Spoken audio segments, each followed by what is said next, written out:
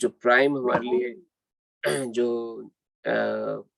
गूढ़ तत्व है जिसको हमें ध्यान करना है, जो भक्ति जिसे हम कहते हैं, वो भक्ति दायिनी भक्ति हम कैसे सीख सकते हैं? जब स्वयं कृष्ण भक्ति सिखाए। जिस प्रकार से कृष्ण की भक्ति करी जाए, वो जब तक स्वयं कृष्ण नहीं बताएंगे तब तक हमें समझ में नहीं आने वाला। उसी प्रकार उसी कारणवश चैतन्य महाप्रभु जो कि स्वयं कृष्ण है, उनका अवतार आज से 500 साल पहले हुआ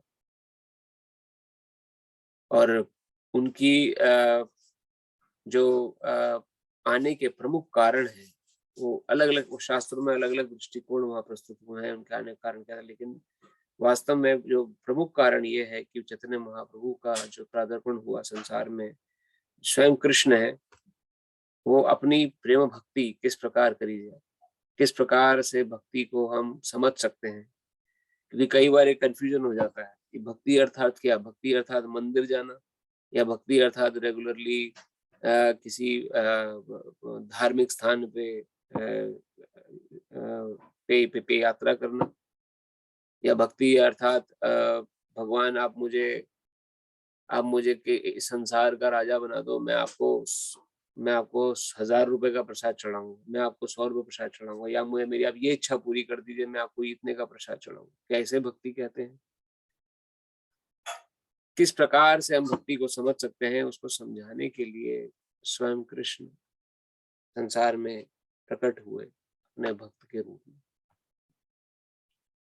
और अपने भक्त के रूप में आके उन्होंने जो सिखाया है उससे उसको संपूर्ण वर्णन चैतन्य चरितामृत आदि ग्रंथों में वर्णन मिलता है और श्रीमद् भागवत में संकलित है।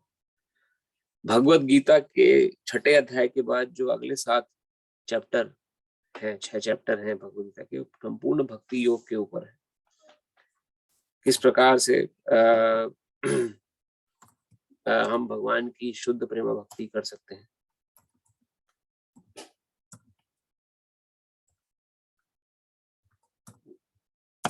भगवान की भक्ति का के जो प्रोसेस है, उस प्रोसेस को समझना इसी मनुष्य जीवन में संभव है और इसीलिए हम ये समझ सकते हैं कि किस प्रकार से चैतन्य महाप्रभु के रूप में जब भगवान ने इस प्रोसेस का वर्णन किया, तो उन्होंने हर प्रकार से भगवान की किस प्रकार से हम लोग सेवा कर सकते हैं, उनकी किस प्रकार से हम लोग अपने जीवन को उनकी सेवा में अर्पित कर सकते हैं, उनका दृष्टिकोण उन्होंने प्रस्तुत किया है। इस कथा में आगे बढ़ने से पहले जैसे अभी हम क्या आपके मन में कोई और डेफिनेशन है भक्ति की जो आप समझते हैं कि भक्ति का अर्थ ये है या आप ऐसा समझते हैं भक्ति का अर्थ जो मैंने बताया उससे एकदम विपरीत हो? ये आज हमारे बीच में वक्त लोग थोड़े से कम है या तो वीकेंड की वजह से थोड़ा लेट ज्वाइन करेंगे या फिर लेकिन Greg Prabhu, what do you think about भक्ति?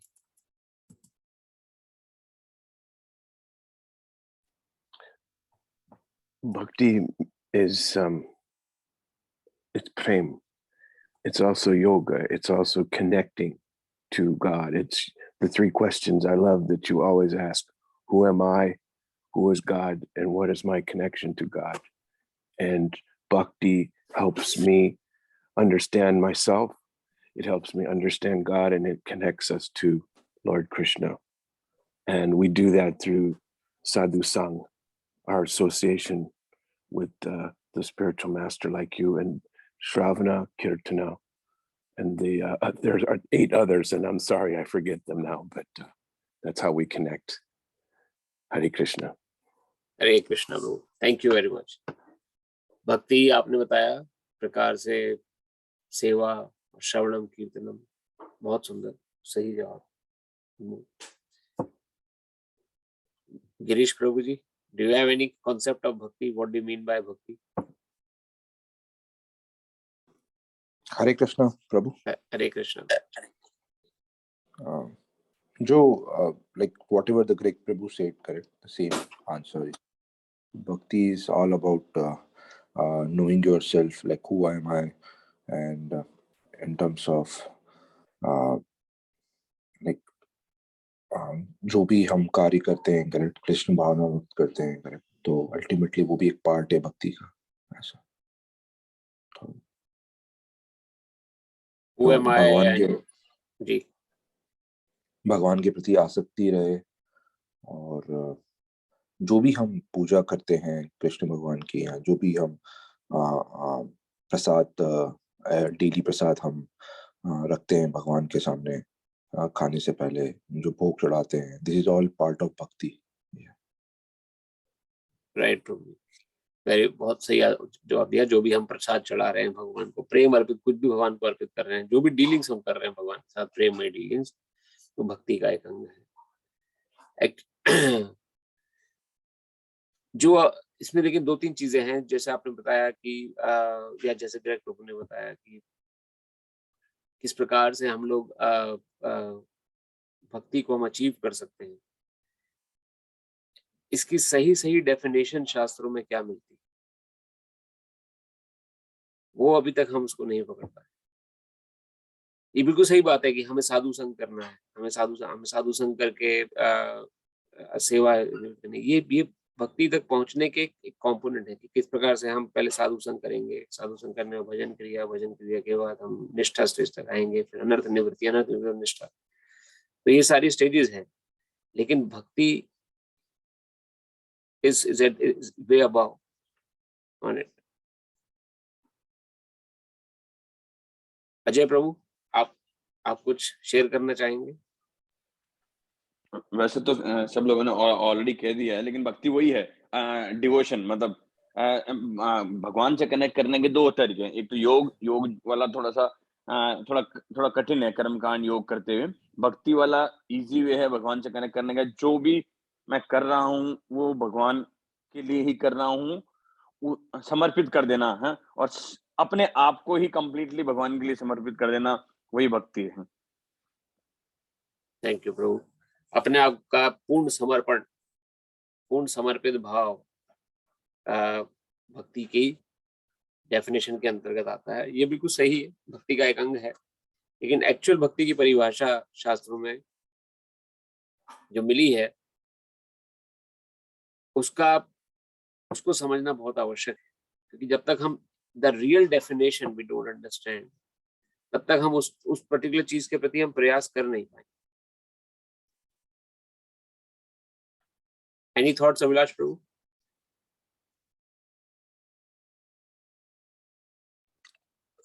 सबने जो बोला वही उसी मैं उसी पे हूँ, लेकिन मैं जिसमें एक चीज ऐड करना चाहता हूँ कि इस संसार में या तो आप दो चीजें हैं, या तो आप माया को देखो या फिर आप भगवान को देखो। तो अगर आपने अपनी पीठ भगवान की ओर की है तो आपको माया ही दिखेगी।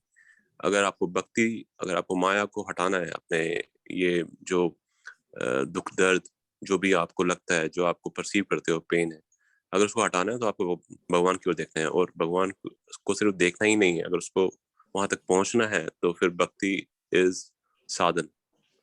और वो क्या है? वो लविंग डिवोशन है, और अंडरस्टैंड करना है कि वही मेरे परम पिता हैं और वही मेरे सोत्र है, मतलब वही मेरे सोर्स है, जो भी मैं हूँ। फिर उसका प्रोसेस जो भी है, भक्ति, भक्तों के संकीर्तन, वो सब तो फिर उसके साधन है। लेकिन पहले समझना मन का डायरेक्ट कनेक्शन, क्योंकि जब तक आप कनेक्ट नहीं करोगे तो सिर्फ साधन जो होगा वो सिर्फ संकीर्तन एक मैकेनिकल प्रोसेस हो जाएगा। लेकिन पहले समझना कि मन को पूरा समर्पित करना, वही मैं समझता हूँ भक्ति है। बहुत बहुत धन्यवाद प्रभु। डेफिनेटली समर्पण भाव का आपने यहाँ पे प्रधानता दिखाई, समर्पण होना भगवान के प्रति और विचारों के प्रति समर्पित होना भक्ति का एक अंग है। तो अगर हम शास्त्र की बात सुनते हैं तो शास्त्रों के अनुसार जो वर्णन मिलता है, शास्त्रों में भक्ति का जो उल्लेख आया है वो इस प्रकार से है। अगर नेक्टर ऑफ इंस्ट्रक्शन श्रील रूप गोस्वामी, जो कि हमारे प्रमुख आचार्य हैं, श्रील रूप गोस्वामी ने वहां वर्णन किया कि किस प्रकार से भक्ति को हम समझ सकते हैं। अन्य अभिलाषिता शून्यम, सबसे पहले मेरे अंदर कोई अभिलाषा नहीं होनी चाहिए। जब मैं भगवान का भजन साधन करने जा रहा हूँ, तो I should not be materially oriented और any kind of thing I should be oriented, neither materially nor spiritually oriented. भक्त ना तो भौतिक सुख चाहता है, ना आध्यात्मिक सुख चाहता है। वो कहा जाता है भगवान की सेवा। अन्य अभिलाषिता शून्य, किसी प्रकार की कोई अभिलाषा नहीं, किसी प्रकार की। ना ये अभिलाषा की प्रभु मैं किस प्रकार से संसार में अपना बैंक बैलेंस बना के रखूं, ना इस प्रकार की अभिलाषा होनी चाहिए कि भगवान जाहि विधि राखी राम ताहि विधि रहने वाला जो स्वभाव है, वो स्वभाव का को पकड़ के रखना। तो पहला जो डेफिनेशन भक्ति के अंदर बताते हैं, अन्य अभिलाषिता शून्य, कोई अभिलाषा नहीं होनी चाहिए। दूसरा, ज्ञान कर्मादि अनावृतम, ज्ञान और कर्म से अनावृत। अनावृत मीन्स ढकी हुई नहीं होनी चाहिए। ये नहीं होना चाहिए कि ओह आए मैंने इतने शास्त्रों का अध्ययन कर लिया, इतने वेद पाठी हो गया, चतुर्वेदी हो गया। चतुर्वेदी मतलब चारों वेदों का ज्ञाता, द्विवेदी मतलब दो वेदों के ज्ञाता एटलीस्ट। चतुर्वेदी हो गया, द्विवेदी हो गया, या एक किसी वेद का मैंने पढ़ लिया, या भगवत गीता कंठस्थ कर ली, तो अब मैं बहुत बड़ा ज्ञानी हो गया। तो इस ज्ञान को से ढकी हुई, ढक के अगर हम इसके इसके इसके अभिमान में अगर भक्ति करते हैं, भक्ति नहीं होती। ज्ञान से ढकी हुई नहीं होनी चाहिए। और कर्म आदि, कर्म से भी, कर्म की प्रधानता भी, अर्थात किसी प्रकार से कर्म प्रधान भी नहीं होनी चाहिए कि हमें कि मैं अगर जो कर्म कर रहा हूँ इसका मुझे फल, अच्छा फल मिले, या मैं किसी की सेवा कर रहा हूँ या भगवान की पूजा कर रहा हूँ तो भगवान पूजा करके मुझे कुछ रिजल्ट में अच्छा मिल जाए। तो तो दो डेफिनेशन हो गई। अन्य अभिलाषिता शून्य, कोई प्रकार की मेरे अंदर अभिलाषा नहीं हो।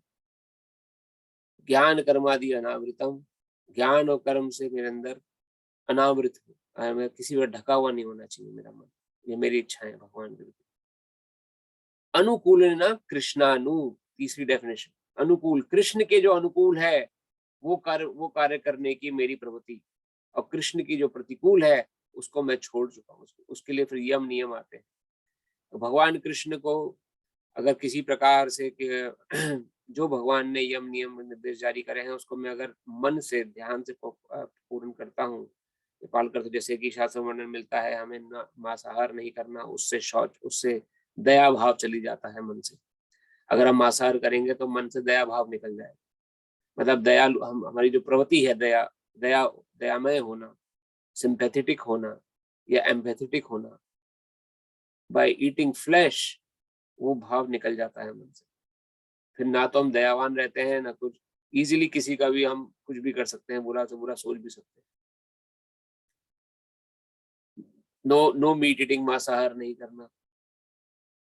जुआ नहीं खेलना। जुआ खेलने से क्या होता है, सत्यता पे अटैक होता है। सत्य, हमारे जो सत्य विचार है, हमारे जो सत्य बोलने की प्रवृत्ति है, सच बोलने का जो हमारा गुण है, उस पर सीधा अटैक होता है जुआ खेलने से, क्योंकि जुए में इंसान सच झूठ बोलता है। जुआ नहीं खेलना किसी प्रकार का। नशा नहीं करना। नशा करने से हमारी ऑस्टेरिटी, हमारी जो साधन शक्ति है उस पे अटैक होता है। हमारी जो सेलिब्रेसी स्टेज है हमारी, उस पे अटैक पड़ता है किसी प्रकार का भी नशा करने से। और व्यभिचार, पर स्त्री माता समान, पर पुरुष पिता समान, नो इलिसिट सेक्स, ऐसा करने, इसमें इन्वॉल्व होने से शौचम अर्थात प्योरिटी चली जाती है। जो हमारे अंदर ये चार गुण हैं, सत्यता और शौचम, प्योरिटी, दया, मर्सी और सेलिब्रेशन, इंटरनल पोटेंसी, शक्ति, वो हमारे अंदर से खत्म हो जाती है अगर हम इन चार दोषों को पालन करते हैं। और इसलिए इनका वर्जन, ये चारों चीजें वर्जित थी सतयुग में भी, त्रेता युग में भी, द्वापर युग में भी और कलयुग में भी। इन चार चीजों को हर युग में निषेध किया गया था। इस युग में भी निषेध है।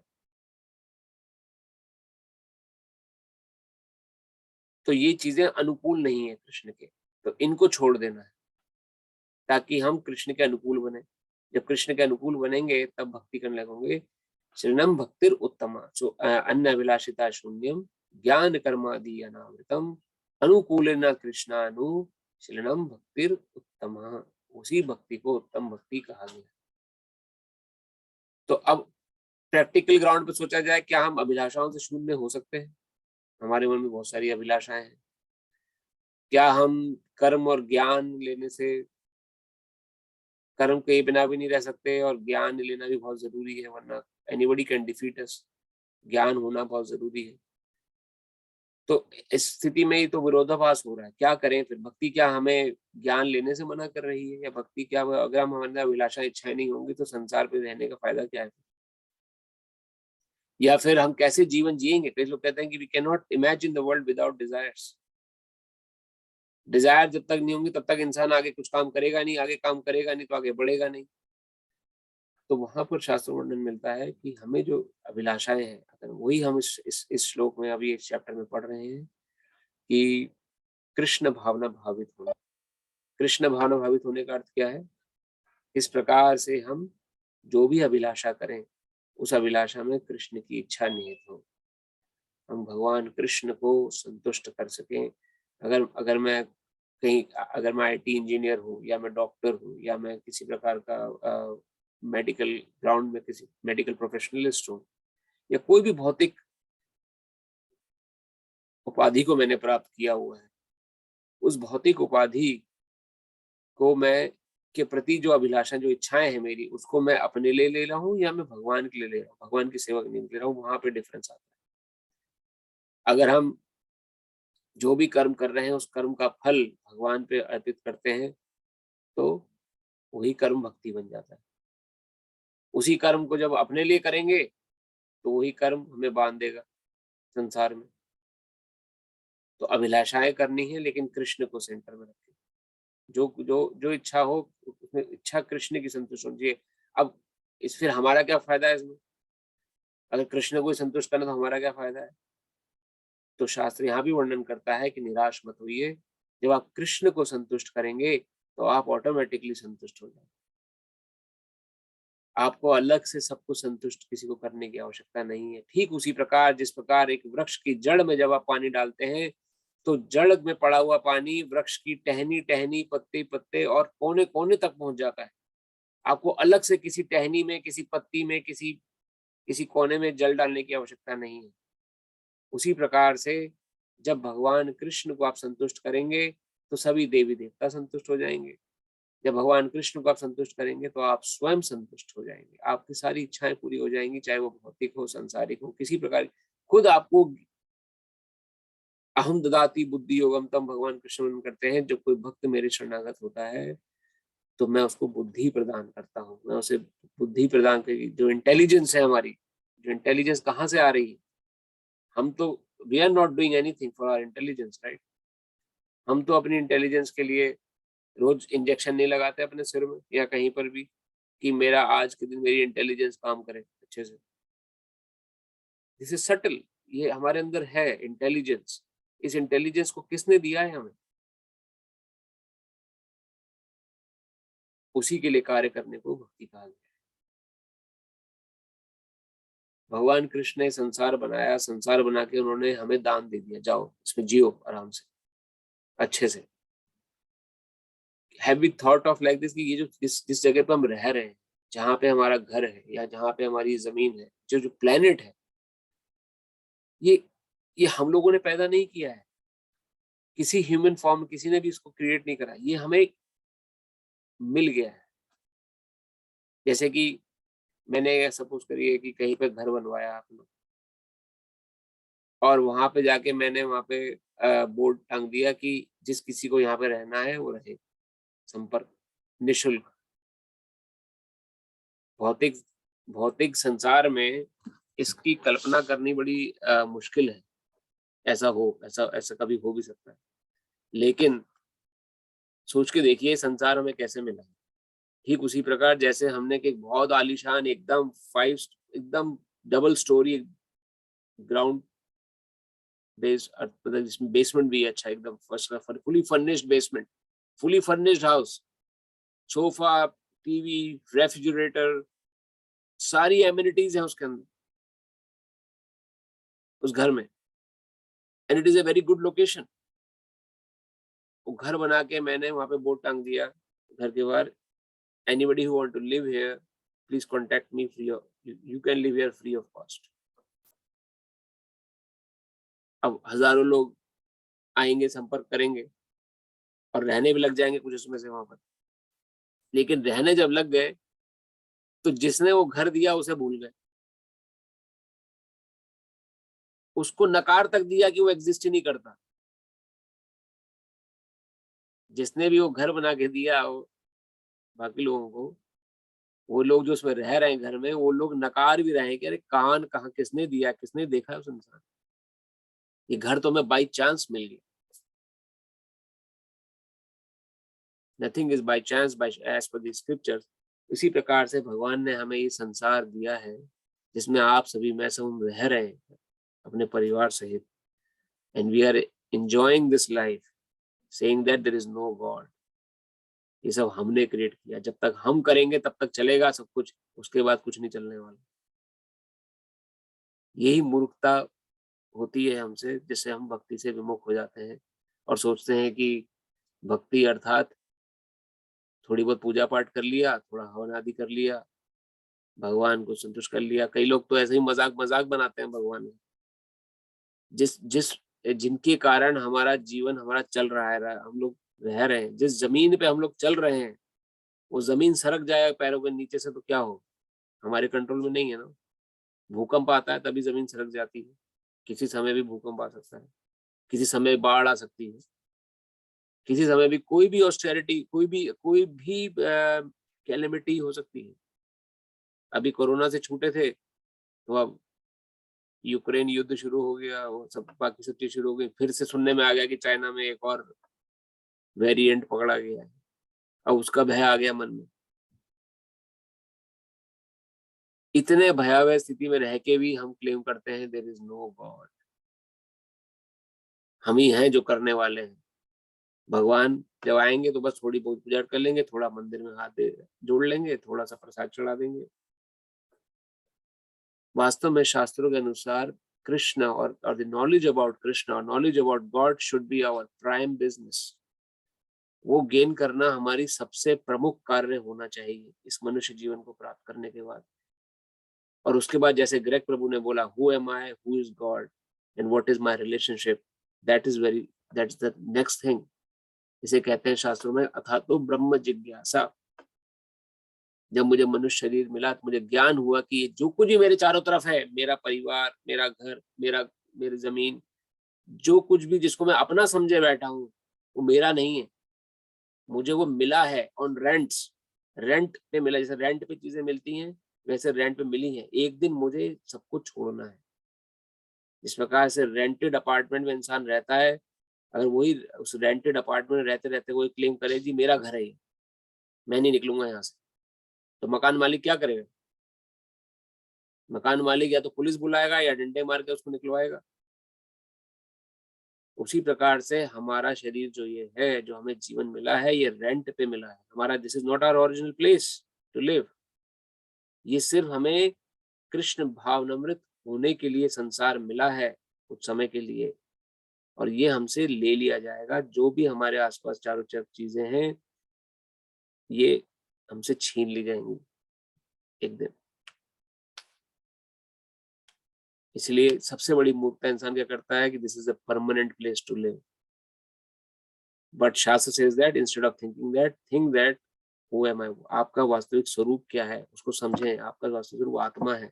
आप संसार के शरीर, आप इस संसार से बने ये जड़ शरीर नहीं हो आप, जो संसार की चीजों से बना है। यू आर स्पिरिचुअल, आप स्पिरिचुअल हो।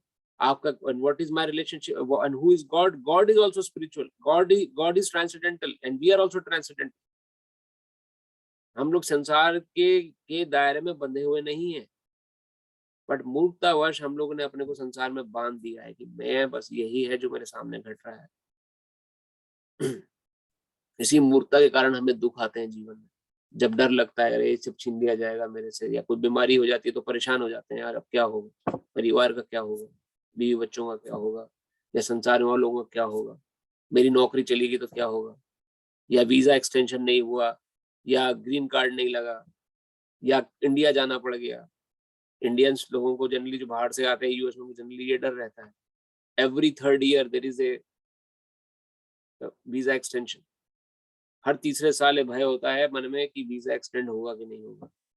नौकरी बचा के रखनी पड़ती है, इंडिया ना जाना पड़ जाए वापस, नौकरी क्या होती है। ये सब चिंताएं क्यों है? Because we don't know our real self. हमें लग रहा है कि हम कमा रहे हैं तभी हमें कुछ खाने को मिल रहा है, वरना तो हमारा जीवन बर्बाद है। शास्त्र कहता है यही आपके दुख का कारण है। जितना जल्दी आप समझ जाओगे कि आप ये शरीर नहीं हो, आप शरीर से परे, आप भगवान के अंश हो, जीवात्मा हो, तो आप, और कृष्ण मेरे हैं, मैं कृष्ण का हूं। तो जब कृष्ण सुखी हैं तो मैं भी सुखी हूं। मुझे किस बात का दुख, चाहे मैं यहाँ रहूं चाहे कहीं रहूं। तो इस प्रकार से इसका अभ्यास करना बहुत जरूरी। अब ये अर्जुन ने, हम पढ़ेंगे आगे 9वें अध्याय में अर्जुन पूछते हैं भगवान से कि यही कृष्ण, अर्जुन तो कितने प्रकांड विद्वान थे, ये कृष्ण मुझे ऐसा प्रतीत होता है कि मैं हवा के वेग को तो कंट्रोल कर सकता हूँ। ये जो हवा जिस डायरेक्शन में बह रही है, आई कैन कंट्रोल दैट, और उसकी दिशा में बदल सकता हूँ। लेकिन इस मन को कंट्रोल करना बड़ा मुश्किल है, जो बार बार मुझे टेरर में, बार बार मुझे देहात्म बुद्धि मतलब मटेरियल कॉन्शियसनेस, जो भौतिक कॉन्शियसनेस है कि मैं ये शरीर हूँ, मेरा परिवार, मेरा देश, मेरा समाज, मेरा की जो मेरे अंदर भावना है, ये मेरा मन मुझे उसके अंदर लगाए रखता है, इसको मैं नहीं कंट्रोल कर पा रहा हूँ। But I can control the wind, I can control the direction of the wind. Arjun कह रहे हैं इतने प्रकार।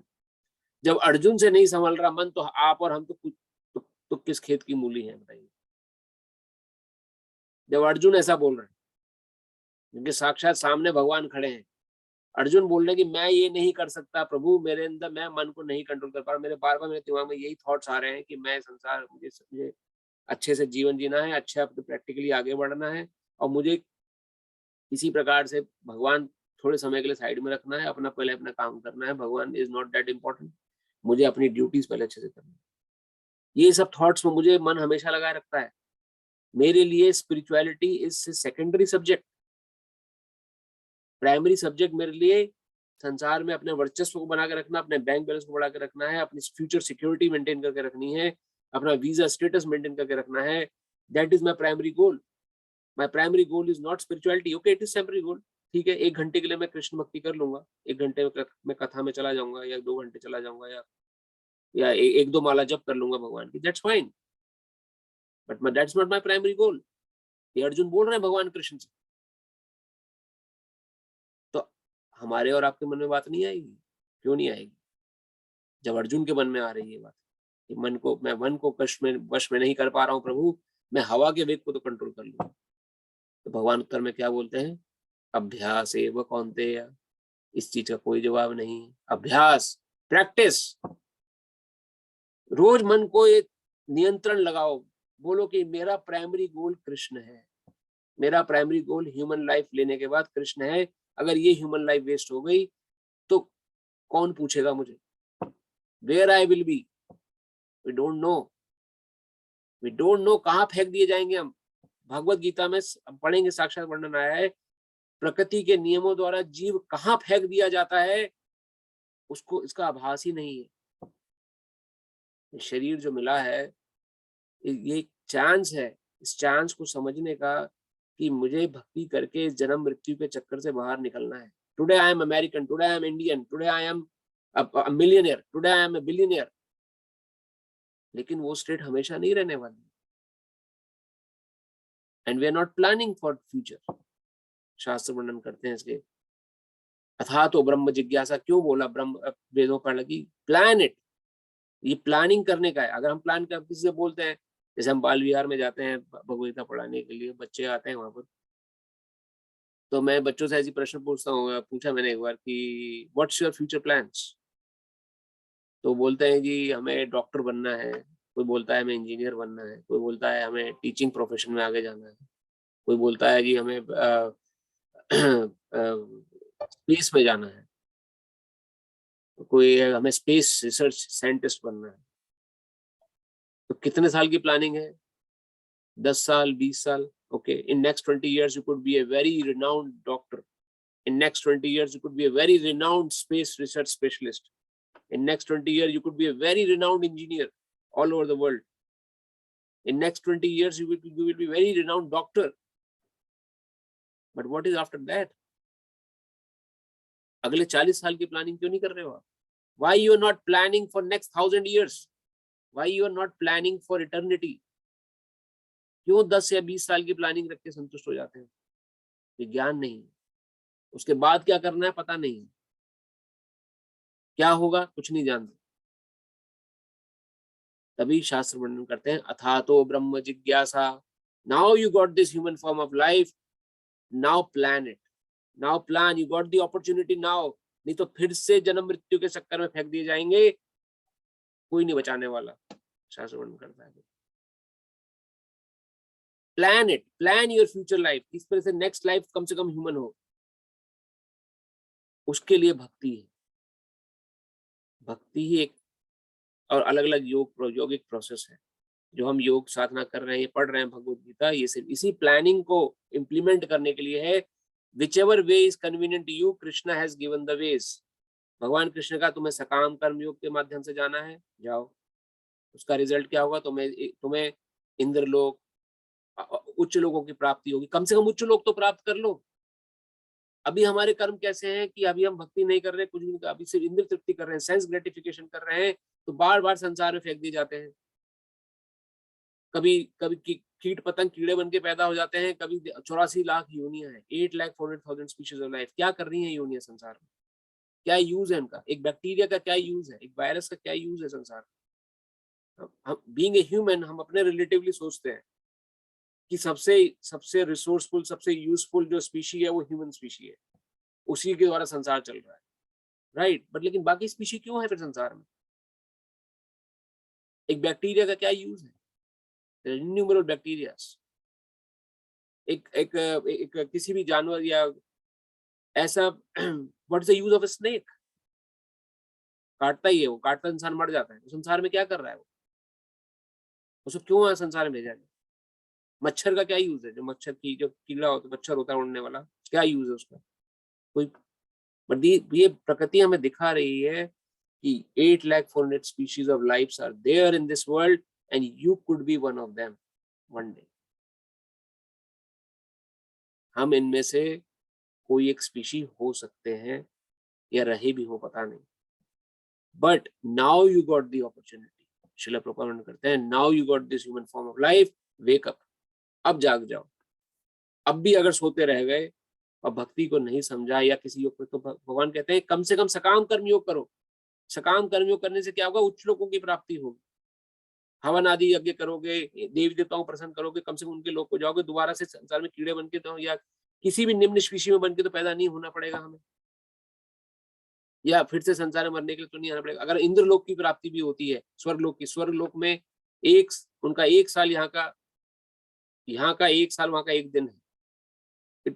काफी लंबे समय तक एंजॉय कर सकते हो अगर आपको वही टेम्पररी सुख चाहिए कि थोड़ा समय तक, और वहां पे कोई दुख नहीं है स्वर्गलोक में। अप्सराएं हैं, you can enjoy up to your fullest. और दूसरे और जिनको अदरक सोमरस पीने की आदत, सोमरस है, ये शास्त्र वर्णन करते हैं। अगर आपको मटेरियली खूब सुख चाहिए तो स्वर्गलोक इज द बेस्ट प्लेस। जैसे हमने पिछली कथा में हमने पढ़ा था, सुना था, पता नहीं मैं इस कथा में बोल रहा था कहाँ पर, कि जब इंद्रलोक से आते हैं बोलने के लिए उनके तो वो उनको प्रलोभन देते हैं कि चलिए आपका यहाँ पृथ्वी पे आप क्या कर रहे हैं? पृथ्वी पे तो कितना दुख है, स्वर्गलोक चलिए, बड़ा एंजॉयमेंट है वहां, कोई आपको दुख नहीं होगा। लेकिन क्या परेशानी है? जब पुण्य का घड़ा भर जाएगा तो फिर से संसार में फेंक दिया जाएगा। भाई इतना दोष है, फिर से आपको संसार में आना पड़ेगा जब आपका पुण्य का कोटा खत्म हो जाएगा। लेकिन सकाम कर्म करने से कम उच्च लोगों की प्राप्ति तो हो रही है। अगर सकाम कर्म में आपका मन नहीं लगता तो निष्काम कर्म योग करो। निष्काम कर्म योग करके कम से कम इस संसार में भी सुखी रहोगे और उच्च लोगों की प्राप्ति उससे भी होगी, क्योंकि तुमने निष्काम कर्म किया है। मेरे धाम को भी आ सकते हो, भगवान कहते हैं। अगर तुमने मेरे लिए कर्म किया निष्काम कर्म करते हुए, तो you can come to my planet, at least do that. अगर वो भी नहीं है तो ध्यान योग करो। ध्यान योग अर्थात ब्रह्म ज्योति, भगवान के ज्योति में पुंज की पर ध्यान लगाओ। कम से कम सायुज्य मुक्ति प्राप्त हो जाएगी। मुक्ति अर्थात सहज मुक्ति अर्थात भगवान के किरणों में प्रकाश प्रकाश पुंज बन के पैदा हो जाओ। कोई मरने जिन्हें कोई टेंशन नहीं, मोक्ष मोक्ष मिलते ही कोई टेंशन नहीं संसार से। मोक्ष अर्थात सुख, और उसमें मन नहीं है तो अष्टांग योग जो अभी हम पढ़ रहे हैं चैप्टर से, जिसको करो, इसको किसको करने के बाद जंगल निकल के अपना पूरा ध्यान साधना एकदम मन एकाग्र करके एकदम स्ट्रांगली कोई योगी पुरुष बन के you can go to any planet by your own desires. कुंडलिनियां जागृत कर सकते हो, अपनी कुंडली जागृत करके you can go to Brahma loka, you can go to Vaikuntha loka, you can go to Goloka Vrindavan, at least जहां तुम्हारा मन है अपनी इच्छा से अपनी आत्मा को वहां लेके जा सकते हो। This is not the process. इतने सारे प्रोसेस बताने के बाद भगवान बताते हैं कि दिस इज भक्ति योग। अब भक्ति योग इज सुपर इजी, कुछ नहीं करना है, बस घर में बैठ के, अगर आपको सब काम नहीं कर पा रहे हो, घर में बैठे हो, परिवार के बीच में बैठे हो, 10 minute 15 minute do the chanting of Hare Krishna mantra, that's it, and your life will be successful. Krishna कथा का ज्ञान सुनो, कृष्ण भगवान के बारे में चर्चा करो, उनके जैसे कि प्रभु बोले श्रवण आदि कीर्तन, श्रवण कीर्तन विष्णु स्मरण, जय प्रभु भी बोल रहा था ये नवदा भक्ति मार्ग में से कोई एक मार्ग पकड़ लो, श्रवण करो, चाहे कीर्तन करो, चाहे भजन, चाहे अर्चन करो, चाहे वंदन करो, दास्यम साख्यम आत्म निवेदन, 9 ways to do that. Pick anyone, but do at least इनमें से, इन योग में से किसी एक को आप पकड़ लीजिए। Bhagavad Gita is proclaiming that. लेकिन सभी मार्गों में सबसे सरल मार्ग भक्ति योग का है, क्योंकि कलयुग के देश में हम लोग का जन्म होने के कारण हम लोग बाकी प्रोसेस से भटक सकते हैं, और उनका रिजल्ट भी जो है वो टेम्परेरी है। अगर सकाम कर्मयोग करेंगे तो उच्च लोकों की प्राप्ति होगी, उच्च लोकों पे जैसे ही पुण्य खत्म हुआ फिर से पृथ्वी पे फेंक दिए जाएंगे, हम फिर से पृथ्वी पे आना पड़ेगा। स्वर्ग लोक जाने के बाद जैसे गारंटी नहीं है कि आपको वहीं रहना मिलेगा। शास्त्र वर्णन करता है स्वर्ग लोक में जब तक आपको अलाउ किया जाएगा रहने के लिए, जब तक आपका पुण्य का बैलेंस बना हुआ है। जैसे ही पुण्य का बैलेंस खत्म हुआ वैसे ही दोबारा संसार में पृथ्वी पर आना पड़ेगा। ये प्रोसेस है। निष्काम कर्मयोग करने से आपको नाम ख्याति उच्च लोक प्राप्ति होती, लेकिन निष्काम कर्मयोग आपने भगवान कृष्ण के लिए न करके अपनी इच्छा के लिए किया तो फिर से बद गए कर्म में, सतोगुणी कर्म में बंध गया। सतोगुणी कर्म का रिएक्शन भोगना पड़ेगा। ध्यान योग, ब्रह्म ज्योति, भगवान एक ज्योति पुंज है और मैं मरने के बाद भगवान के ज्योति में प्रकाश में प्रवेश कर जाऊंगा, बस खत्म, मोक्ष मिल गया मुझे। मोक्ष स्थिति जो है वो सुखदायी है, लेकिन मोक्ष मिलने के बाद क्या? मोक्ष की स्थिति ऐसी है जैसे कि कोई इंसान कहे कि मुझे कोई बीमारी नहीं है। अच्छी बात है, आपको बीमारी नहीं है तो आप सुखी अनुभव कर रहे हो, हाँ सुखी अनुभव कर रहे हैं। अब नेक्स्ट वर्ड, वो नेक्स्ट वर्ड पता नहीं होता मोक्ष के बाद। आनंद में तो है, लेकिन करना क्या है आगे अब वो नहीं पता है। दुख नहीं है, कुंठा नहीं है, मोक्ष को प्राप्त है, बट व्हाट इज नेक्स्ट? मोक्ष मिल गया, आप क्या करोगे? कुछ तो करना पड़ेगा ना, कहीं तो हाथ पैर चलाओगे। कर्म के बिना इंसान रह नहीं सकता। मोक्ष मिल, मोक्ष अर्थात वो क्या ऐसी बस सो जाओगे जैसे निद्रा अवस्था होती है? मोक्ष इज एग्जैक्टली लाइक दैट। सो रहे, कोई दुनिया जहान की टेंशन नहीं। क्या चल रहा है, यूक्रेन युद्ध, क्या चल रहा है, कोरोना, क्या मेरे परिवार में क्या टेंशन चल रही है, मेरे बच्चे की पढ़ाई में कितने नंबर आए, कम आए, ज्यादा आए, या मेरी बीवी से मेरा झगड़ा हुआ, फसाद हुआ, कुछ भी हुआ, एक बार नींद लग गई, सो गए तो कोई टेंशन नहीं, एकदम आनंद में सपने की दुनिया में। मोक्ष इज एग्जैक्टली लाइक निद्रा अवस्था। कोई सुख में हुआ आप, मगर करना क्या है ये नहीं पता है। इसलिए सिद्धि मुक्ति कामी सकलेरे आशान, जो सिद्धि की कामना करते हैं वो सिद्धि कौन है? अष्टांग योगी। जो योगी हैं, योगी जनरली सिद्धियों की प्राप्ति करना चाहते हैं, सिद्धि प्राप्त करके उच्च लोगों की प्राप्ति। इसमें अलग अलग प्रकार की सिद्धियां हैं। अड़िमा लघिमा प्राप्ति, अड़िमा लघिमा वशिता प्राप्ति, प्रकम्या कामा वसाइता, ऐसे 8 सिद्धियां हैं। 8 सिद्धियों को प्राप्त करने के लिए योगी योग करते हैं। तो सिद्धि मुक्ति, मुक्ति मिलने के बाद भी क्या कुछ नहीं पता, तो मुक्ति वाला भी दुखी रहता है। करना क्या है मुझे अब आगे? मुक्ति तो मिल गई, मैं सोता ही थोड़ी रहूंगा हमेशा। सिद्धि मुक्ति कामी, कामी तो हमेशा दुखी रहता है, जिसके मन में कामनाएं हैं, इच्छाएं, उसके मन में तो हमेशा ही द्वंद्व चलता रहता है, उसकी तो बात ही छोड़ दीजिए। तो सिद्धि मुक्ति कामी सकलेरे अशांत। कौन निष्काम? कृष्ण भक्त निष्काम अतएव शांत। जो कृष्ण भक्त है वही निष्काम, वो अतएव हमेशा शांत रहता है, क्योंकि भक्ति योग प्राप्त करने के बाद अगला हमें करना क्या है? वो है कृष्ण की सेवा। Now next what is?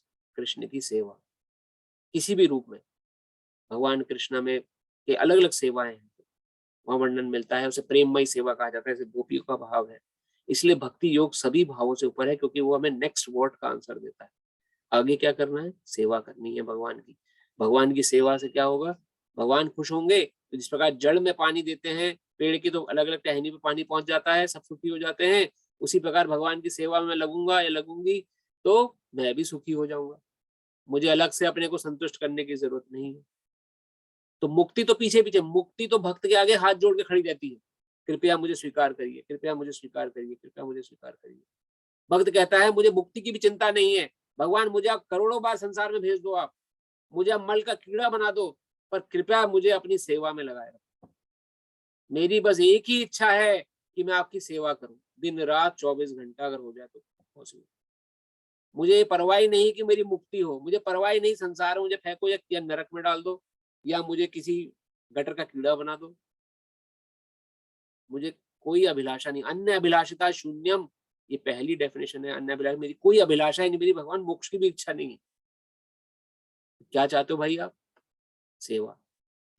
अनुकूल न कृष्णानु शरणम भक्ति। तो मैं कृष्ण भगवान आपके अनुकूल होके आपकी तन मन धन पूर्ण नछावर होके सेवा कर सकूं, ऐसा मेरा भाव बन जाए, बस ऐसा मेरा, उसे भक्ति कहा गया है।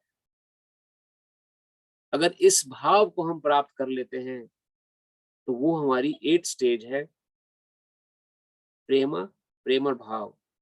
प्रथम स्टेज श्रद्धा, जिसमें हम आगे बढ़ चुके हैं। श्रद्धा के बाद दूसरी स्टेज साधु संग करना बहुत जरूरी है। साधु संग नहीं करेंगे तो आगे नहीं बढ़ पाएंगे।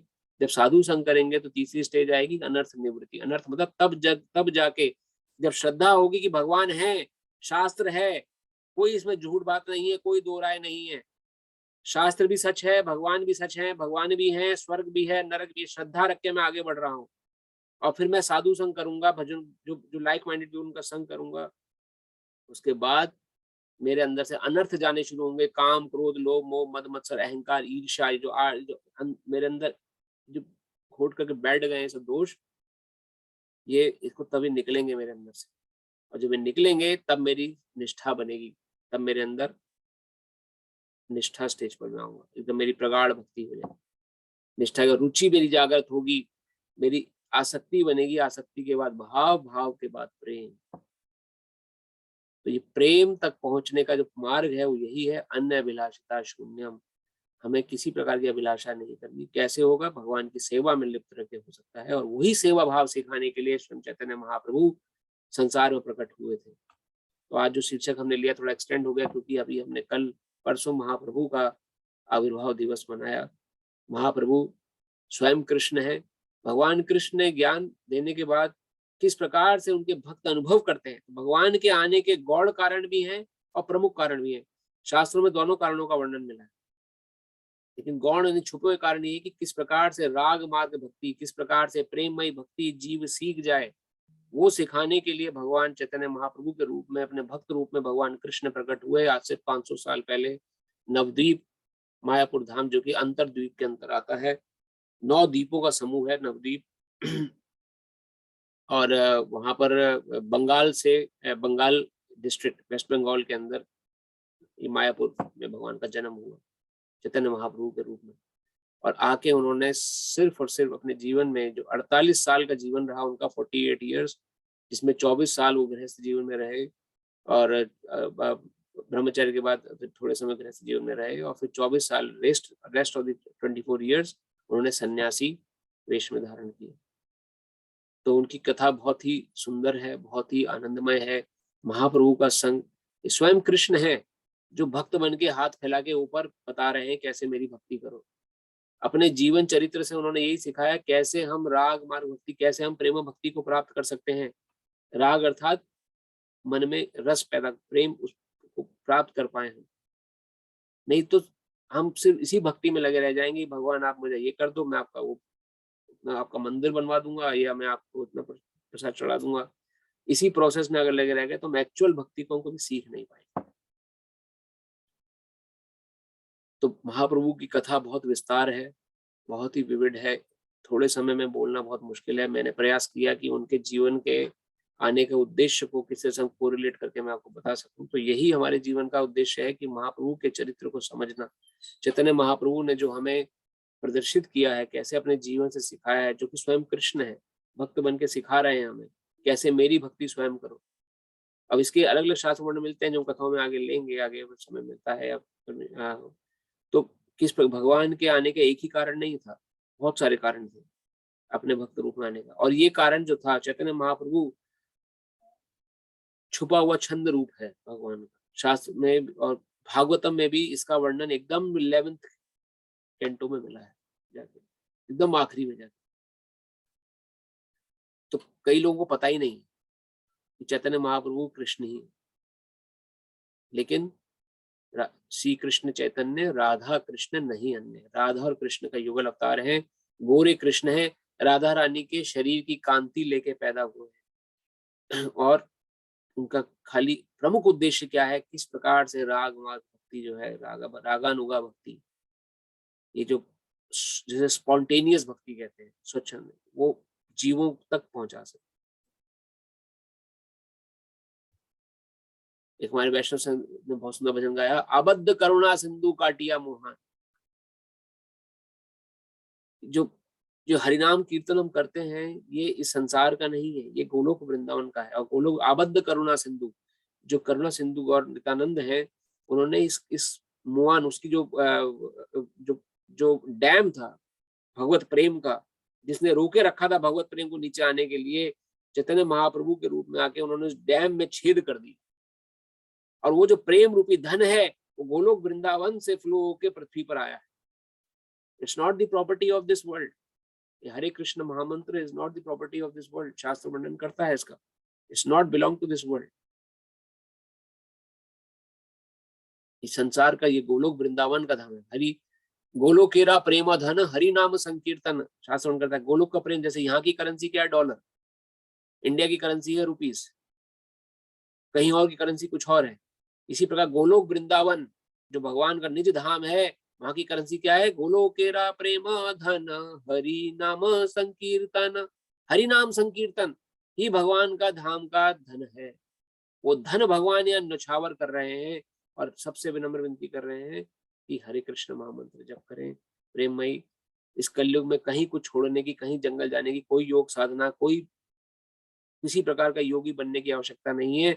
किसकी आवश्यकता है, हरि नाम कीर्तन की। बस अपने जीवन में कृष्ण नाम कीर्तन को आप जोड़ दें। जितना समय मिले कृष्ण नाम कीर्तन करें, परिवार साथ बैठ के, ये तो खुद जप करें बैठ के। और जब भी कितना करना है, हमारे महाराज जी वर्णन करते हैं,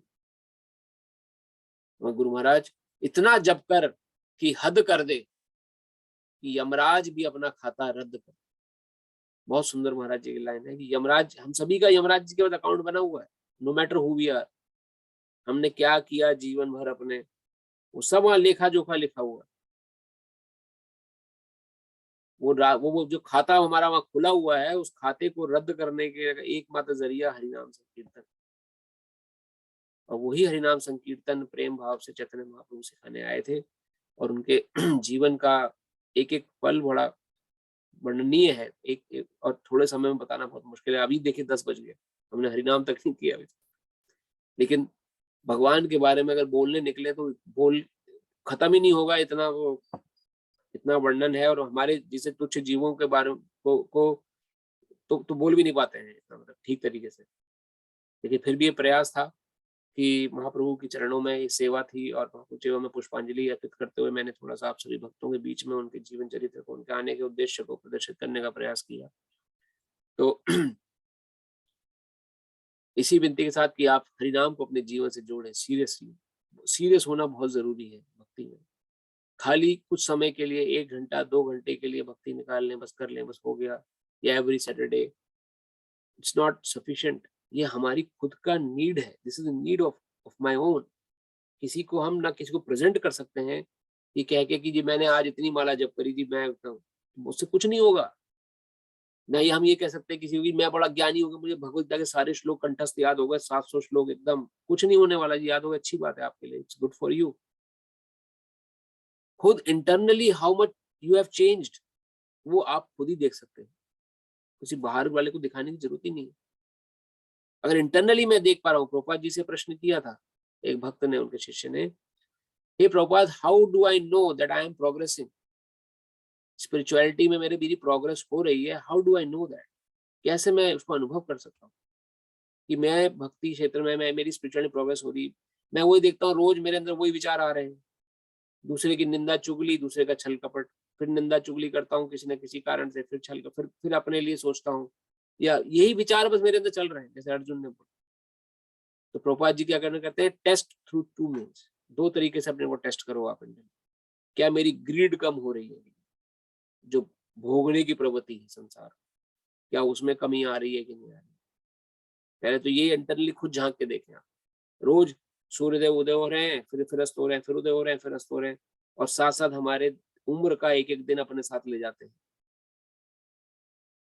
एक एक दिन हमारी उम्र का सूर्यदेव हर अस्त के बाद ले जाते हैं अपने साथ।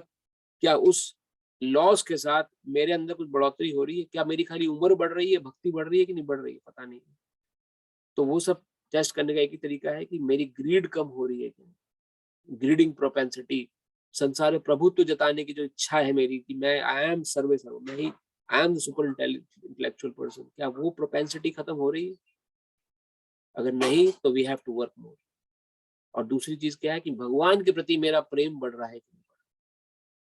इंटरनली खुद जाके देखिए, क्या अब कृष्ण जितना, जैसे कृष्ण को मैं कल देखा करता था, आज मैं कृष्ण को कुछ एडवांस रूप में देख पा रहा हूँ कि कृष्ण मेरे अपने, क्या मेरे अपनापन भगवान से बड़ा है? मेरा भगवान के प्रति जो अपनापन है उसमें कुछ बढ़ोतरी हुई? क्या भगवान का नाम सुन के अब मेरे कान खड़े होते कहीं, कहाँ भगवान कथा हो रही, कहाँ चर्चा हो रही है, जाके मैं उसको कथा को सुनता हूँ, क्या स्पॉन्टेनियसली मेरे अंदर हो रहा है? यही टेस्ट हमें करने हैं इंटरनली। अगर नहीं तो हम लोग स्टैग्नेंट हैं, एक ही जगह पर हैं, और हमें प्रयास करना है। हरि नाम जब से होगा, ये नियमित रूप से हरि नाम जब करेंगे तभी ये ऑटोमेटिकली भाव आएंगे हमारे अंदर। नहीं तो हम चाहे कितना ही दुनिया दिखावा कर ले, हम कितना ही प्रकांड भक्त धोती कुर्ता चंदन लगा के मैं भी बैठा हूँ, कितना ही मैं बैठ जाऊं ऐसे आके आपके सामने, जब तक मेरे अंदर, या कितना ही मैं अच्छा प्रवचन क्यों ना दे दूं आपको, जब तक मेरे अंदर वो भाव नहीं आएंगे तब तक क्या फायदा है? कोई रिजल्ट नहीं है, मैं जहां हूं वहीं रहूंगा,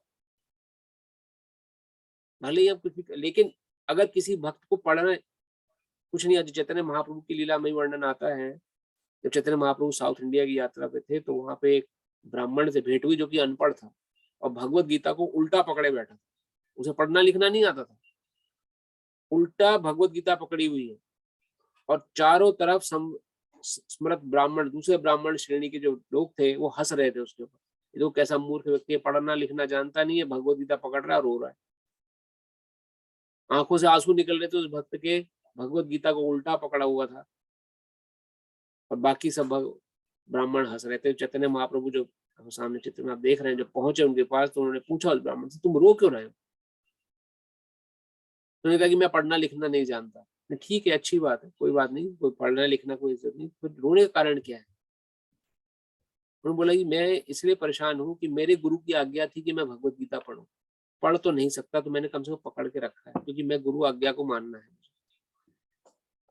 फिर भी रोने का कारण क्या है, स्पष्ट करो। तो रोने का कारण ये है कि मैं ये देख के दुखी हूँ, या मैं देख के भावुक हो रहा हूँ, अनंत कोटि ब्रह्मांड के नायक, तीनों लोकों के स्वामी, जिनके भ्रकुटी मात्र से संसार में प्रलय आ जाती है, जिनके एक श्वास भर से संसार सृष्टि चल रही है, श्वास अंदर लेंगे तो संसार की पूरी सृष्टि श्वास उनके अंदर चली जाएगी वापस।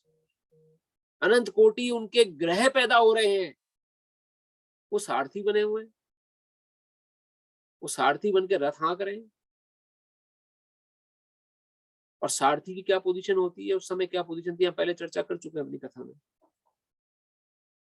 लातों से डायरेक्शन दी जाती थी सारथी को, लात मार के तुम्हें राइट जाना है तो राइट पे लात पड़ती थी सारथी को, क्योंकि युद्ध लड़ रहा है सैनिक पीछे, उसको मुंह से बोलने का टाइम नहीं है, वो पैरों से लात मार के बोलता था सब दाएं चलो बाएं चलो सीधा चलो। वैसी घनिष्ठ कोई रेस्पेक्टेबल पोस्ट नहीं थी सारथियों में। स्वयं अपनी इच्छा से भगवान ने स्वीकार करी, हे अर्जुन मैं तुम्हारा सारथी पद स्वीकार करता हूँ। जब दोनों गए थे ना अर्जुन और दुर्योधन, दुर्योधन को तो मिल गई चतुरंगी सेना, वो तो खुश हो गया, नाचते नाचते आ गया कि मुझे सेना मिल गई। अर्जुन से भगवान ने कहा अर्जुन तुम्हें कुछ नहीं चाहिए? भगवान मुझे आप चाहिए, बस आप हैं तो मेरे पास सब कुछ है। तो मैं शस्त्र नहीं उठाऊंगा, ये मैंने प्रण लिया है। कोई बात नहीं प्रभु, आप अपना आशीर्वाद का हाथ मेरे पर रखना, बस मैं शस्त्र नहीं उठाऊंगा, किसी पे मैं कोई हस्तक्षेप नहीं करूंगा। भगवान ने कंडीशन रखी थी अर्जुन को डामाडोल करने के लिए। ये प्रलोभन हमारे जीवन में भी आते हैं। भक्ति कर रहे हो, नाम जप कर रहे हो, कुछ मिलेगा नहीं, अमीर नहीं बन जाओगे, बिलियनर नहीं बन जाओगे, क्या फायदा हरिनाम करने का? वो देखो जो हरिनाम नहीं करता वो आज की डेट में कितना प्रोग्रेस कर गया। तुम हरिनाम करते हो, तुम्हें क्या प्रोग्रेस मिलेगी? प्रलोभन आएंगे जीवन में। भगवान कह रहे हैं अर्जुन को मैं शस्त्र नहीं उठाऊंगा, मैं कोई सेवा नहीं करूंगा। कोई बात नहीं प्रभु, आप हैं वहां पर, बस मैं सारथी बनूंगा। ठीक है, मैं सारथी पद स्वीकार करता हूँ। ये सोच के वो ब्राह्मण रो रहे हैं। अनंत कोटि ब्रह्मांड के नायक जिनके हाथ में सब कुछ था, कुछ भी कर सकते थे, उन्होंने सारथी पद स्वीकार किया। और सारथी पद स्वीकार करने के बाद अर्जुन की रथा का जब युधिष्ठिर महाराज जी ने अश्वमेध यज्ञ किया तो भगवान ने झूठी पत्तलें उठाने का सेवा उठाई। अपने भक्त के लिए भगवान क्या कुछ नहीं करते। हमारे गुरु महाराज वर्णन करते हैं, ऐसे भगवान को हम छोड़े बैठे। क्या संसार की बड़ी से बड़ी उपलब्धि हमें कुछ दे पाएगी जो हमें भगवान कृष्ण को छोड़ने से मिल सकती है? जब ये भक्त को ज्ञान होता है तो स्वतः ही आंखों से आंसू निकलते हैं, स्वतः ही रोमकूप खड़े होते हैं। मैं किन कृष्ण को छोड़े बैठा था, कितने जन्मों से छोड़े बैठा था, अब जाके कम से कम मैं समझ जाऊं, अब जाके मुझे क्यों नहीं मैं निछावर हो सकता भगवान के प्रति, क्यों मैं समर्पित अब उनके बताए मार्ग पे चल सकता हूँ? क्या दुनिया नहीं, क्या लोग नहीं चल रहे? चलने वाले चल रहे हैं, चुप बैठे हैं, लेकिन क्योंकि बोलते नहीं, क्योंकि बोलने में उनको लगता है कि किसी को बोलेंगे, प्रचार करेंगे, पता नहीं कौन कितना समझेगा, समझ भी पाएगा कि नहीं समझ पाएगा। लेकिन बोलने वाले बोलते हैं, जो भक्त वैष्णव हैं बोलते हैं। उन्हीं की वैष्णव कृपा से जब हम संग करते हैं दूसरे वैष्णव का, साधु संग से हमारे अंदर अनर्थ जाने खत्म होते हैं और भगवान की भक्ति के प्रति हम समर्पण भाव लेके आते हैं। तो चैतन्य महाप्रभु का बहुत ही विशेष और अति विशेष भगवान का कृपा थी हम पर उनके रूप में। और ये हर युग में नहीं आते। हम सौभाग्यशाली हैं, ब्रह्मा जी के लाइफ में एक बार समझिए आते हैं चैतन्य महाप्रभु, मोटे मोटे तौर पर मान के चले। ब्रह्मा जी का एक दिन 1000 चतुर्युग के बराबर, संसार के उतनी ही लंबी रात। 1000 चतुर्युग, एक युग में पृथ्वी, एक युग में होते हैं, कलयुग की उम्र है 4,32,000 साल। मल्टीप्लाई बाय 2 करते जाएं तो सतयुग की उम्र, कलयुग से पहले द्वापर की 8,64,000 साल, फिर 16,128,000 साल। ऐसे मल्टीप्लाई करते जाएंगे आप तो ऐसा हुआ एक चतुर्युग। इतनी ऐसे 1000 चतुर्युग, 1000 चतुर्युगास, इसे कहते हैं महायुगा। ऐसे ब्रह्मा जी के 12 घंटे होते हैं और उतनी ही लंबी उनकी रात है, उतनी ही लंबी उनकी रात है। 12 घंटे, 1000 चतुर्युग लंबा दिन, 1000 चतुर्युग लंबी रात। ऐसे ब्रह्मा जी के 100 साल। इनमें एक बार चैतन्य महाप्रभु का आना, कृष्ण का भक्त रूप में आपने बताना, और वो ये वाला चतुर्युग चल रहा है जिसमें हम लोग जी रहे हैं इस समय।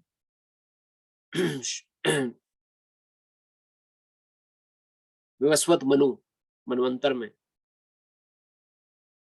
हमारे मनवंतर, इसके डिटेल वर्णन आया है, मैं उसको भी चर्चा करेंगे। लेकिन इसमें जो 500 साल पहले चैतन्य महाप्रभु रूप में भगवान कृष्ण प्रकट हुए और अपनी भक्ति सिखाने के लिए, और हम लोग बहुत सौभाग्यशाली हैं कि हमें उस भक्ति का ज्ञान वरिष्ठ वैष्णव की कृपा से मिल रहा है। चैतन्य श्रील प्रभुपाद कृपा से हमें ज्ञान प्राप्त हो रहा है।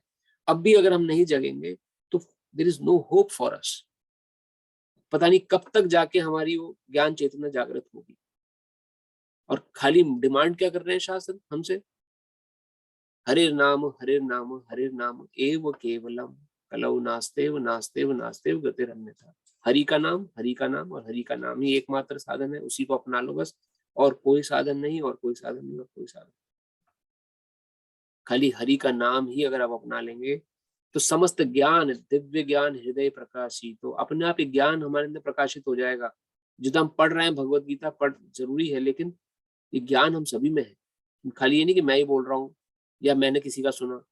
जैसे जैसे हृदय शुद्ध होगा हरिनाम के माध्यम से, दिव्य ज्ञान हृदय प्रकाशी, तो अपने आप हृदय में प्रकाशित हो जाएगा ज्ञान। आपके स्वतः अनुभव होता है भक्तों को ये सब चीजों का, लेकिन श्रद्धा रख के आगे बढ़ना बहुत जरूरी है। तो सब चीजें लिंक्ड है, आपस में इनको थोड़ा मनन करें। आज थोड़ा ऊपर हमें चर्चा हो गई भगवत गीता का, हम शायद नहीं ले पाएंगे क्योंकि विशेष तौर से आज चैतन्य महाप्रभु के बारे में मुझे थोड़ा उल्लेख आप सभी को हमें करना था।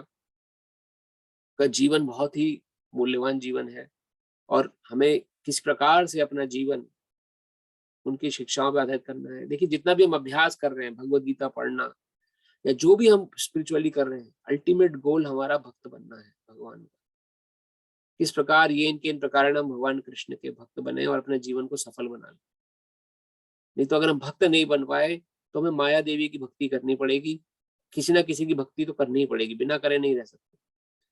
अगर भगवान की भक्ति नहीं करेंगे तो माया की करनी पड़ेगी, माया की छोड़नी पड़ेगी तो भगवान को पकड़ना ही पड़ेगा। और भगवान को जहां पकड़ लिया हमने, that is a one way traffic, फिर वहां से वापस नहीं। इसलिए एक बार कम से कम प्रयास करें, हरिनाम मन से पूरा अच्छे से भगवान के नाम जप में संलग्न होने के लिए परिवार सहित बैठ के जप करें, कीर्तन करें, कीर्तन को अपने जीवन में शामिल करें। उससे हमारा भी कल्याण है, हमारे परिवार का भी कल्याण है। अल्टीमेटली यही हम प्राप्त करने जा रहे हैं। हमें ज्ञानी ध्यानी नहीं बनना, ना ये भगवत गीता सेशन ज्ञानी ध्यानी बनाने के लिए है कि आपको ज्ञान हो जाएगा, ध्यान हो जाएगा। इस पूरे भगवत गीता सेशन का प्रमुख उद्देश्य यही है कि आप भक्ति के गूढ़ रहस्य को समझ जाए।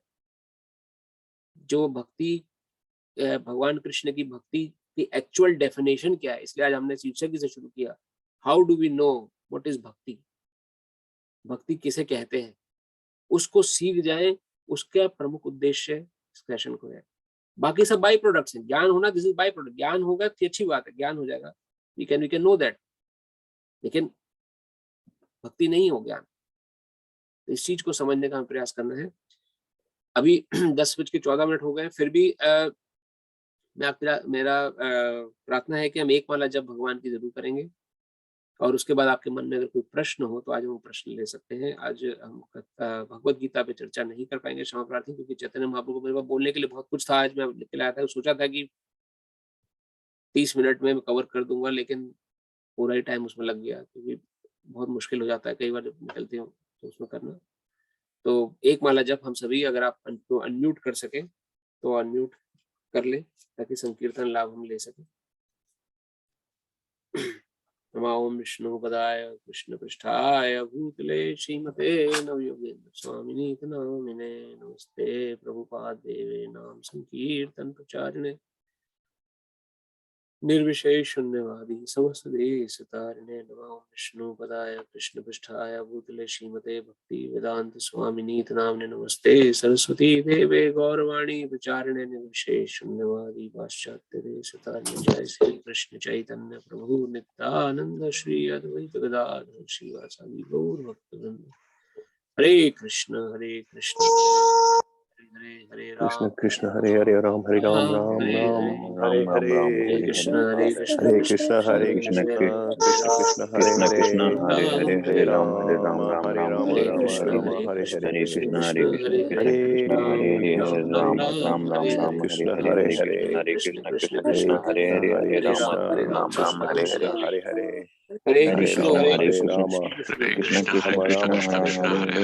Rama Hare Krishna Hare Krishna Krishna Hare Krishna Hare Krishna Hare Hare Hare Rama Hare Hare Ram Rama Ram Hare हरे Rama हरे Hare हरे Krishna Hare Krishna Krishna Krishna Krishna हरे Hare Ram Hare Ram Hare Hare Hare Rama Hare Hare Krishna Rama Hare Krishna Rama Krishna Rama Krishna Hare Hare Hare Hare हरे Ram Hare हरे Krishna Ram Ram Ram Krishna Hare Hare Hare Krishna Krishna Krishna Hare Hare Krishna Hare Krishna Krishna Krishna हरे Hare Hare हरे Rama Hare Hare Ram Rama Ram Ram Ram Rama Ram Hare हरे Hare हरे Hare Hare Krishna Hare Krishna Hare Krishna Krishna हरे Hare Krishna Krishna Krishna हरे Krishna हरे Hare हरे Ram Hare Ram Hare Ram Rama हरे Hare Rama Hare Rama Rama Hare Hare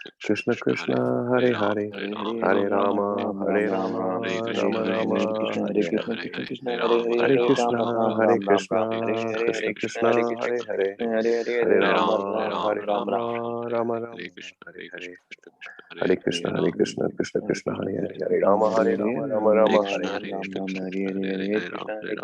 Hare Krishna Krishna Krishna Hare Hare Hare Rama Hare Rama Hare Hare Hare Krishna Krishna Krishna Hare Hare Hare Rama Rama Rama Hare Hare Hare Krishna Krishna Krishna Hare Hare Hare Rama Hare Krishna Rama Hare Hare Hare Krishna Krishna Hare Hare Hare Rama Rama Hare Hare Krishna Hare Krishna Hare Hare Rama Rama हरे कृष्णा। बहुत बहुत धन्यवाद आप सभी का इस संकीर्तन या इस यज्ञ में शामिल होने के लिए। हम सभी की तरफ से भगवान को पुष्पांजलि प्रकार से भगवान के शुद्ध नाम का जप ही हमारा कल्याण कर सकता है। ये मान के अगर आप विश्वास रख के आगे बढ़ेंगे तो निश्चित रूप से जीवन सफल होगा और भगवान का सानिध्य प्राप्त होगा और जरूर हम भगवान की सेवा में लग सकेंगे। सेवा भाव प्रधान होगा हमारे हृदय में और मन से हर प्रकार के भय निकल जाएंगे। इन शब्दों के साथ हम सेशन को ही विराम देते हैं। कोई प्रश्न आपके मन में हो तो हम प्रश्न ले सकते हैं। हरे कृष्णा प्रभु जी। हरे कृष्णा प्रभु। थोड़ा सा संचय था तो इसलिए मैंने से पूछा कि मतलब जी प्रभु। आपने चैतन्य प्रभु के लिए कहा तो मतलब चैतन्य प्रभु बहुत बड़े भक्त हुए हैं। हम गुरु भी मानते हैं बट वो भगवान कृष्ण के अवतार है वो मुझे नहीं समझ में आया। मतलब उसमें संचय है कि किस तरीके से आप भगवान कृष्ण के अवतार बोल रहे हैं और उनकी पूजा के लिए बोल रहे हैं, जबकि हम भगवान कृष्ण की पूजा कर रहे हैं? बहुत सुंदर प्रश्न है प्रभु आपका, कि चैतन्य महाप्रभु को भगवान रूप में हम कैसे समझें। इसलिए मैंने प्रभु चर्चा करी थी कि भगवान चैतन्य महाप्रभु का जो जो जो स्वरूप है वो गौण है, शास्त्रों में उसका उल्लेख नहीं ज्यादा मिला है। लेकिन अगर आप डीप स्टडी में जाएं तो उन्हीं शास्त्रों में ही भगवान कृष्ण चैतन्य महाप्रभु को भगवान घोषित किया गया है।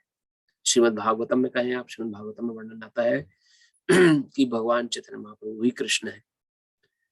और चैतन्य चरितामृत जो ग्रंथ है उसमें श्री कृष्णदास कविराज गोस्वामी जो प्रमुख आचार्य है उनका वो वर्णन करते हैं, चैतन्य महाप्रभु श्री कृष्ण चैतन्य, राधा कृष्ण नहीं अन्य। तो मैं अपनी वाणी नहीं बोल रहा हूँ प्रभु, मैं अपना मन का विचार नहीं दे रहा हूँ, ना मेरे गुरु के मन के विचार बोल रहा हूँ, जो शास्त्र में लिखा है वही मैं आपको प्रस्तुत कर रहा हूँ।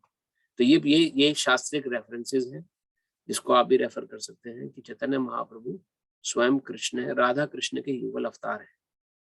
उन्होंने भक्त रूप में अपने को प्रेजेंट किया दुनिया उसके लिए, लेकिन जो जो जो शास्त्र वर्णन है और उनका प्रमुख उद्देश्य, ऐसे मैंने बोला कि किस प्रकार से भक्ति सिखाई जाए, राग मार्ग भक्ति, प्रेम भक्ति सिखाई जाए।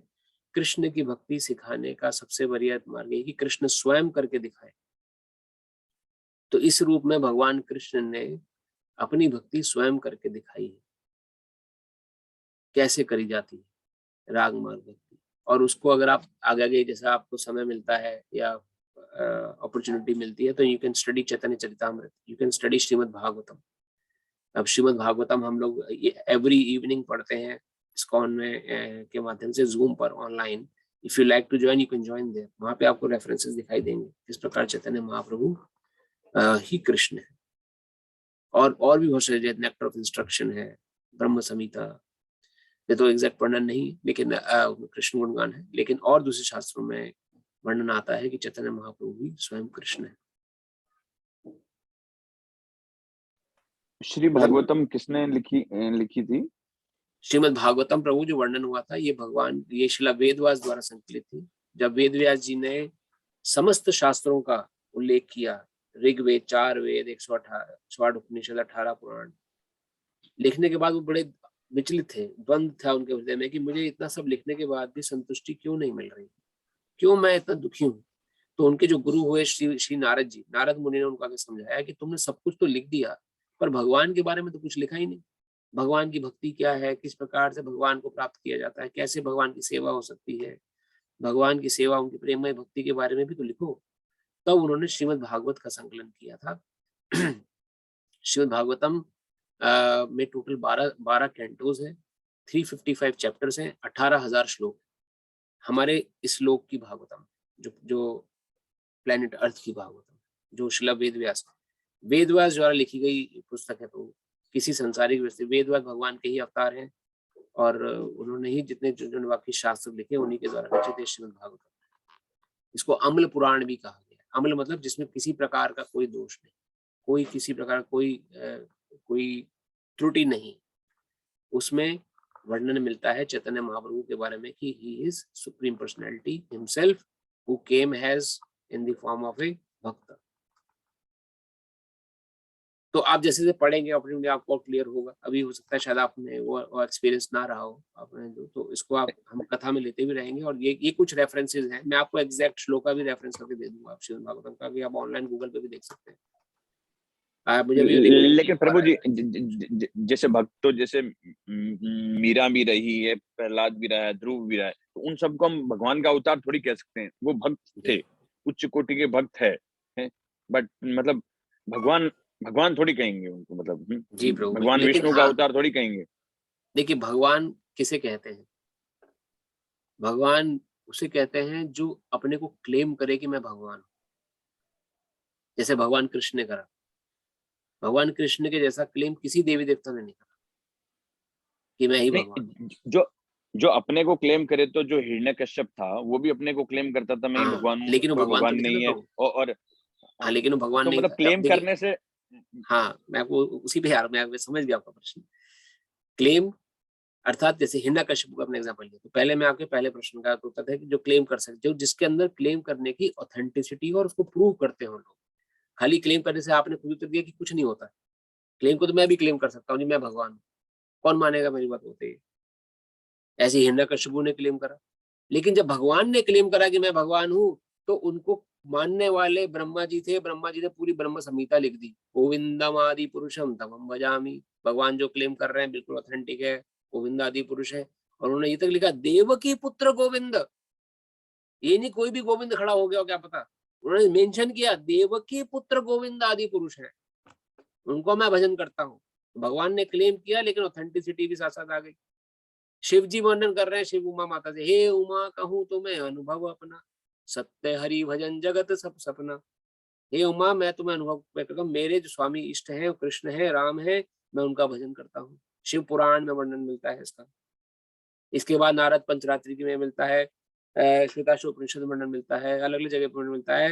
हरि नाम हरि नाम हरि नाम करो, बस एकमात्र साधन वही हरि का नाम लो, क्योंकि वही सर्वोपरि है। तो कृष्ण ने जब क्लेम किया तो प्रूव करने वाले बहुत सारे लोग थे। हिरण्यकशिपु ने जब क्लेम किया तो प्रूव करने वाला कोई नहीं था। उसी प्रकार जब चैतन्य महाप्रभु ने बोला, इसलिए मैंने बोला प्रभु शास्त्र वर्णन में बहुत जरूरी है पढ़ना शास्त्रों का। अभी क्या है कि हमारे साथ विडंबना ये है कि हमें अपने शास्त्रों का पूर्ण ज्ञान नहीं है, हमें इधर उधर की सुनी सुनी बातों का ज्ञान है। तो शास्त्र की दृष्टि गुरु, शास्त्र और साधु, हमारे 3 बेस होने चाहिए हमारे स्पिरिचुअल नॉलेज के। क्या गुरु है, साधु क्या बोलते हैं, और शास्त्र क्या बोलते हैं, और तीनों सिंक में होने चाहिए एक नॉलेज के। जो जैसे आपने सुना कि चैतन्य महाप्रभु भगवान है, तो इसकी पुष्टि गुरु को भी करनी है, इसकी पुष्टि साधु को भी करनी चाहिए, इसकी पुष्टि शास्त्र को भी करनी चाहिए, तब वो बात सत्य होती है। तो शास्त्र वर्णन करता है चैतन्य महाप्रभु कृष्ण है, स्वयं कृष्ण है और भगवान है। शास्त्र इसकी पुष्टि कर रहा है श्रीमद् भागवतम में, चैतन्य चरितामृत में और अन्य आदि सभी ग्रंथों में भी है। उसका रेफरेंस मैं आपको निकाल के दूंगा एग्जैक्टली। साधु किसी भी वैष्णव समुदाय में जाके आप पूछेंगे चैतन्य महाप्रभु कौन थे, जो कि रियल ऑथेंटिक वैष्णव समुदाय हमने पढ़े थे 4, ब्रह्मादि गौड़ीय वैष्णव संप्रदाय, रुद्र संप्रदाय, श्री संप्रदाय और चतुष्कुमार संप्रदाय। इनमें से किन्हीं संप्रदाय में जाके पूछेंगे किसी भक्त वैष्णव साधु से कि चैतन्य महाप्रभु कौन थे, वो स्वीकार करेंगे स्वयं कृष्ण है। तो साधु ने स्वीकारा। और गुरु जब धारण करते हैं, गुरु तो गुरु परंपरा के माध्यम से आ ही रहे हैं। गुरु परंपरा में चैतन्य महाप्रभु इष्ट थे, तो गुरु भी स्वीकार करते हैं कृष्ण, चैतन्य महाप्रभु कृष्ण थे, जो भक्त रूप में आज से 500 साल पहले जन्म लिए थे। तो गुरु शास्त्र साधु के अनुसार भगवान चैतन्य महाप्रभु भगवान है। और उन्होंने अपने जीवन में आके चैतन्य लीला में अपने 48 वर्ष जो उन्होंने जिए, उसमें जो महाप्रकाश लीला हुई थी उसमें उन्होंने अपने को क्लेम किया था आई एम कृष्ण। और उसको प्रूव करने वाले कौन लोग थे उसको, अब इसके बारे में आप जानते थे महाप्रकाश लीला के बारे में? कहीं सुना था आपने महाप्रकाश लीला? नहीं सुना था। नहीं सुना। यही एक्चुअली हमारे हिंदू समाज की या किसी समाज की सबसे मुश्किल यह है कि हमें अपने शास्त्रों का पूर्ण ज्ञान नहीं। हमें जो बताया गया, जैसा बताया गया, इसलिए हमें इंक्वायर, वी हैव टू ब्रह्म जिज्ञासा पूछो। हमें क्यों बोला गया कि अब इंक्वायर करो? इंक्वायरी का मतलब ये नहीं कि मैं कौन हूं इतना संतुष्टि नहीं, आप ये कर रहे हैं। आपने प्रश्न बहुत अच्छा किया कि आप भगवान चैतन्य महाप्रभु भगवान कह रहे हैं, क्यों? This is very valid question और बहुत अच्छा क्वेश्चन आपने किया है, और ये सबको करना चाहिए। चैतन्य महाप्रभु क्यों भगवान है?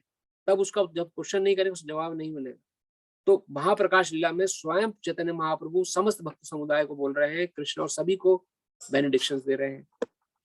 तो जब भगवान क्लेम करते हैं कि मैं भगवान हूं, तो उसको प्रूव करने वाले कितने सारे हैं देखो। हमें पता है नहीं पता है उससे फर्क नहीं पड़ता, ना भगवान को फर्क पड़ता ना कुछ। लेकिन अगर हम शास्त्र अध्ययन करेंगे तो हमें सबकी जानकारी विद ऑथेंटिसिटी मिलेगी। लेकिन कोई भी संसार का व्यक्ति क्लेम करेगा कि मैं भगवान हूं, तो भैया तुम एक ईंट का टुकड़ा उठा के दिखा दो 1 घंटे तक। ईंट का टुकड़ा क्या, अपने खाली हाथ को ऐसे रख दो बस, खाली 1 घंटे तक अपने हाथ को ऐसे खड़ा कर सकता है कोई? भगवान कृष्ण ने 7 दिन 7 रात उल्टे हाथ की छोटी उंगली पे गोवर्धन पर्वत 21 मील का घेरा उठा के रखा, इसलिए वो भगवान है। चैतन्य महाप्रभु ने मुगल समाज में आके पूरे मुगलों को भक्त बना दिया, कृष्ण भक्त बना दिया, और फिर स्वयं प्रकाश लीला को क्लेम करा दिया कि मैं कृष्ण हूं, इसलिए वो भगवान है। तो स्वयं चैतन्य महाप्रभु और कृष्ण में कोई अंतर नहीं है प्रभु। शास्त्र इसका अनुमोदन करता है, मेरी वाणी नहीं है, ना मेरे घर की बात है, ना मेरे गुरु बोलते हैं इस बात को, इस शास्त्र बोल रहा है, उसी के बेस पे मैं आपको बता रहा हूँ। और आप खुद भी इसको प्रूफ देख सकते हैं खुद भी आप एनालाइज कर सकते हैं। I will share you the exact shlokas, मुझे अभी ध्यान नहीं पड़ रहे हैं वो श्लोकास, जहाँ से आप रेफर करके समझ सकते हैं।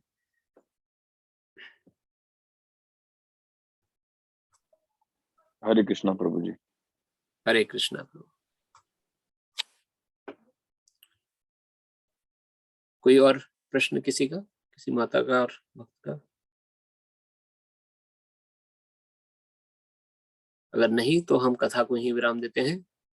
आप सभी का बहुत बहुत धन्यवाद। आज क्षमा प्रार्थी हैं क्योंकि आज चैतन्य महाप्रभु के बारे में विशेष थोड़ा बोलना था कि, और समझना भी जरूरी था कि भगवान चैतन्य ही कृष्ण ही है, और उनका जन्मदिन हमने 2 दिन पहले मनाया गौर पूर्णिमा के अवसर पर।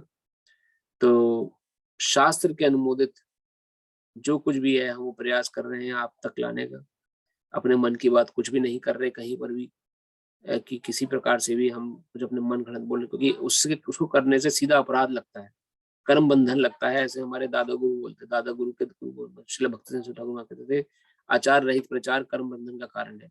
आचरण में लाना और बिना शास्त्र में बात बोलना कर्म बंधन लगा देगा। तो कर्म बंधन से का भय है, इसलिए प्रयास वही रहता है आपके समय कुछ भी बात रखने का कि शास्त्र उन्मुख बात हो, कोई भी बात ऐसी ना हो जो कि मेरे मन की बात आपके सामने प्रस्तुत किया जाए।